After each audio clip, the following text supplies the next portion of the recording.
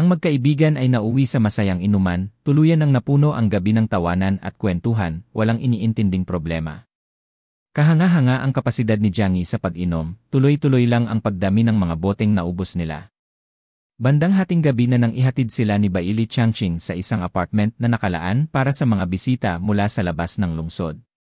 Sa di alam kung sinasadya o hindi, isang kwarto lang ang binuksan ni Baili Changqing para sa kanila. Si Liang Yu, na mas kaunti ang nainom kumpara sa iba, ay malinaw pa rin ang pag-isip. Napatingin siya kay Jiang Yi na nakahilata sa kama, at noon lang napagtanto na sila lang ang magkasama sa kwarto. Namula ang kanyang mga pisngi habang unti-unting sumiksik ang realidad. Papalabas na sana siya para humingi ng ibang kwarto nang biglang bumangon si Jiang Yi. Bahagyang malabo ang tingin nito pero kalmado ang ekspresyon. Wala na sila, tanong niya habang nag-uunat at humihikab. Kagatlabi si Liang Yu. Nagpapanggap ka bang lasing? Siyempre hindi, sagot ni Jiang Yi na may bahagyang ngiti. Kahit na maglasing ako, malinaw pa rin ang isip ko. Habang mukhang malakas siyang uminom kanina, may sikreto pala si Jiang Yi. Pagkatapos ng ilang tagay, nang subukang tapatan siya ni Woody, lihim niyang ginamit ang kakayahan niya sa dimensyon para ilipat ang karamihan sa alak sa ibang espasyo. Ngayon, kinuha niya mula doon ang isang bote ng gatas. Iniabot niya ito kay Liang Yu at sinabing, pwede mo bang painitin ang boteng ito para sa akin? Habang iniisip pa ang tusong taktika ni Jiang Yi, tinignan siya ni Liang Yu nang may pagtataka ngunit kinuha rin ang bote. Umupo si Jiang Yi sa sofa, tinawag ang pusa niyang si Huahua na tumalon sa kandungan niya. Habang hinahaplos ang malambot na balahibo ng pusa, sumandal siya, at kumislap ang matalas niyang mga mata habang iniisip ang mga natutunan niya ngayong araw. Sa pagkakataong ito, tinatawag na ng rehiyon ang pinakamalalakas na mutant mula sa iba't ibang lungsod, wika niya ng malalim. Hindi na nila tinatawag ang lahat tulad ng dati. Ibig sabihin, nag-iba na ang estratehiya nila. Tumigil siya, matamang nag-isip. Sa halip na umasa sa dami para palibutan at talunin ang kalaban, bumubuo sila ng mga elite na grupo. Nag-isip si Liang Yu.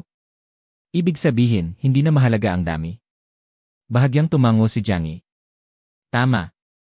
Ito ang tamang diskarte. Kapag umabot na ang mutant sa Delta level, lalo na ang mga combat-focused, lagpas na sa karaniwang unawa ang kakayahan nila. Halos wala ng bisa ang mga karaniwang armas laban sa kanila. Bumuntong hininga siya. Halos wala ng silbi ang mga ordinaryong sundalo at mabababang antas ng mutant laban sa kanila.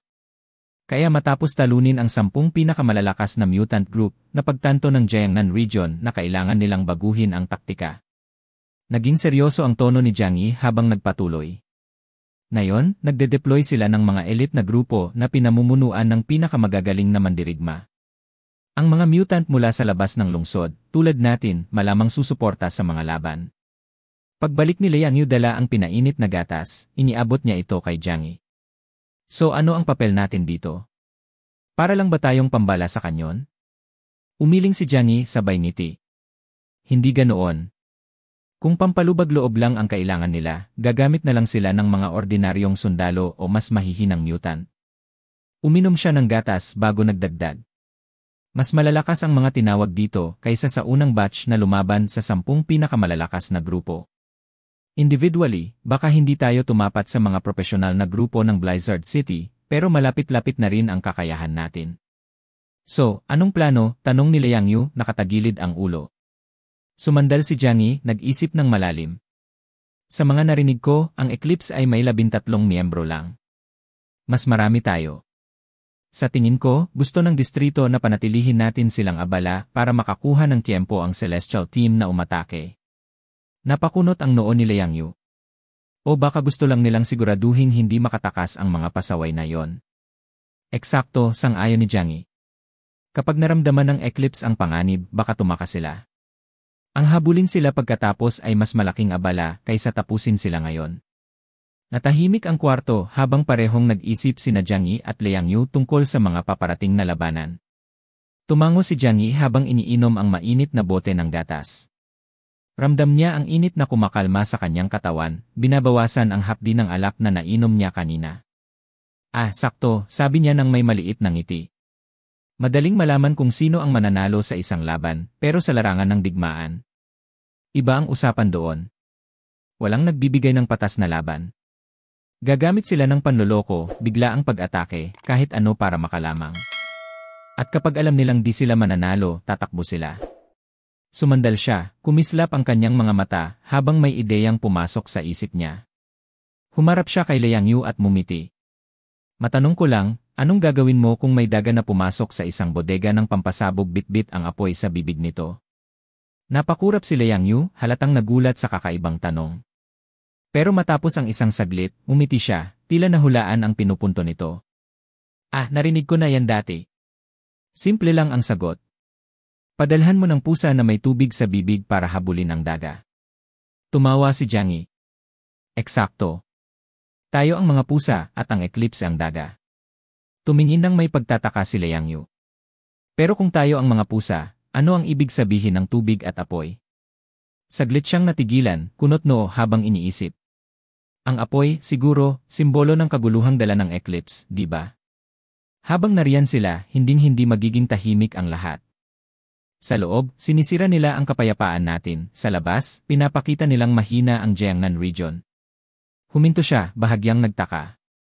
Pero ang tubig hindi ko pa sigurado. Huminga ng malalim si Jiang Yi, ang tingin ay matatag. Baka tayo ang tubig.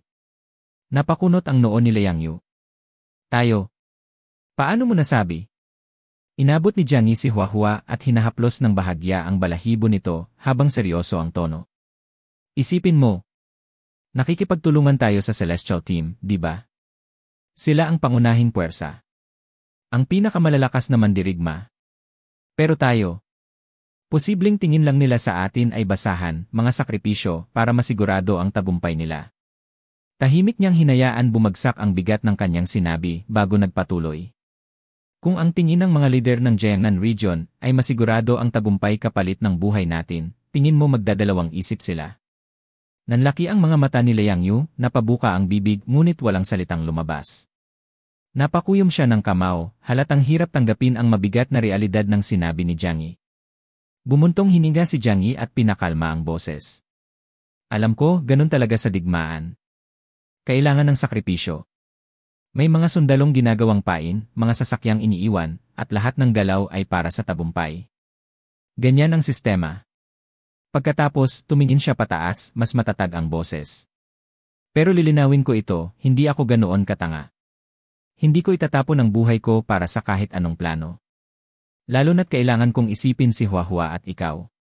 Nagulat si Liang Yu sa biglang pagbabago ng tono niya. Kahit ano pang mangyari, patuloy ni Jiang Yi, dapat maging matalino tayo. Kapag lumala ang sitwasyon at nalagay sa peligro ang buhay natin, hindi tayo magpapakabayani. Lalayo tayo. Hanapin muna natin ang kaligtasan. Naiintindihan? Natahimik si Liang Yu ng ilang saglit, hindi maipinta ang ekspresyon. Pagkatapos, tumingin siya kay Jiang Yi, bahagyang nag-aalinlangan ngunit seryoso ang tono. Kahit pa ibig sabihin nito ay mabibigo ang misyon. Kahit masira ang lahat dahil tumakas tayo. Ngumiti si Jiang Yi, itinaas ang kilay, at binigyan siya ng makahulugang tingin. Sa tingin mo ba ganon kakahalaga? Namula ang pisngi ni Liang Yu ngunit napangiti rin. Ang timpla ng pagiging prangka at mapanukso ni Jiang Yi ay nakakapagbigay ng kakaibang aliw. Kung talagang gustong pabagsakin ng Jiangnan region ang Eclipse Mon, kaya nila, kalmado niyang sabi. Ang tanong lang, handa ba silang magbayad ng mataas na presyo? Tumigil siya ng saglit bago nagdagdag. Sa totoo lang, posibleng makipagkasundo pa sila sa Eclipse kung masyadong malaki ang gastos ng labanan. Hayaan silang manatili sa lugar na ito, basta't huwag silang lalampas sa linya. Nanlaki ang mata ni Liang Yu sa gulat.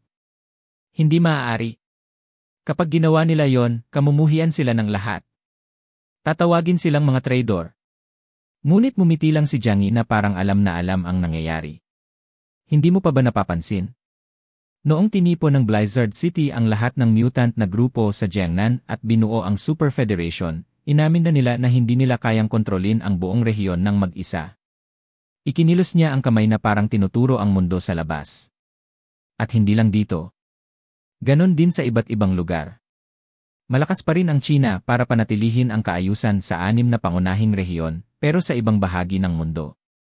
Wasak na. Iba't ibang grupo, malalaki at maliliit, ang naghahati ng mga teritoryo. Puro kaguluhan. Pati ang Neon ay nahati na sa dalawang pangunahing organisasyon, ang Pelican sa Kansai at ang Izumo sa Kanto. At sa ilalim nila, napakaraming grupo tulad ng Eclipse, nagkukubli sa dilim, naghihintay ng pagkakataong agawin ang kontrol. Sumandal si Jiangyi, ang tono niya ay nag-isip. Ang pag-usbong ng mga banyaga ay lalo lang nagdadagdag sa kabuluhan. Mas maraming labanan, mas maraming paksyon, mas maraming alitan para sa kapangyarihan. Sabi nga sa Three Kingdoms, kapag masyadong matagal ang pagkakawatak, nagbubuklod. At kapag masyadong matagal ang pagkakabuklod, naghihiwalay. Tumingin siya kay Liang Yu na halatang hindi pa rin makapaniwala. Alam ni Jiangyi na hindi siya basta-basta tumatanggap ng ganitong mga katotohanan. Marami nang nagbago sa kanya matapos ang lahat ng pinagdaanan nila, pero sa kaloob-looban niya, pinangungunahan pa rin siya ng mga matitinding prinsipyo. Kailangang gawing malinaw ni Jiangyi ang mga bagay, lalo na't ang kanyang pagiging emosyonal ang naging dahilan ng ilang problema noon. Tingnan mo, wika ni Jiangyi, malumanay. Kailangan kong manatili kang kalmado, anuman ang mangyari. Huwag mong hayaan ang emosyon mo na manaig sa mga kritikal na sandali. Napakunot noo si Liang Yu at nag-cruise ng mga braso. Sige na nga. Gagawin ko ang sinasabi mo kapag dumating ang oras. Masaya ka na? Ngumiti si Jiangyi. Yan ang tamang sagot. Napangiwi si Liang Yu, halatang naiinis pa rin pero wala nang sinabi. Hindi siya ang tipo na mahilig sa plano o diskusyon, iyon ang papel ni Jiangyi. Magaling siya sa mga patalim, hindi sa mga debate, at ayos lang sa kanya na ipaubaya ang plano sa kanya. Ang magkaroon ng kasama tulad ni Liang Yu at ng mabalahibong alaga tulad ni Huahua ay hindi naman ganoon kasama, naisip ni Jiangyi. Sige, sabi ni Jiangyi. Gabi na. Magpahinga na tayo. Mahalaga ang pulong bukas. Bahagyang namula ang pisngi ni Liang Yu. Magpahinga? Napala. Napakurap si Jiangyi, biglang naalala. Iisang kwarto lang pala ang kinuha ni Baili Changqing para sa kanilang dalawa. Napakamot siya ng baba na pagtanto kung gaano kahirap ang sitwasyon. Siguro nga nasobrahan ako ng inom kaya nakalimutan ko ang detalyeng ito. Baka iniisip ni Baili na, never mind. Tumingin siya sa orasan. At napakalate na. Malamang tulog na rin ang staff ng apartment. Nangitim ang buong mukha ni Liang Yu at agad siyang tumayo para hawakan ang door handle, halatang balak umalis. Maghahanap na lang ako ng ibang matutuluyan, mabilis niyang sabi. Pinigilan siya ni Jiangyi gamit ang kalmado pero matatag na tono. Sobrang malamig sa labas ngayong gabi. Gusto mo bang magkasakit? Bukod pa roon, kung hindi ka makapagpahinga ng maayos, baka mapahiya ka sa pulong bukas. Napatigil si Liang Yu at halos pabulong ang sagot niya. Pero iisang kwarto lang. Paano tayo matutulog? Tumingin si Jiangyi sa malaking kama sa kwarto at bahagyang nagkibit balikat.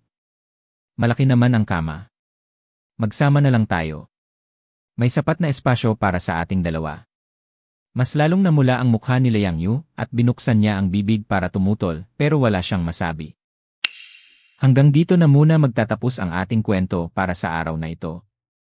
Maraming salamat sa inyong panunood. Huwag kalimutang i-click ang subscribe button at i-on ang notification bell para hindi niyo ma-miss ang mga updates. Babalik ako bukas para sa isa pang kapanapanabik na episode.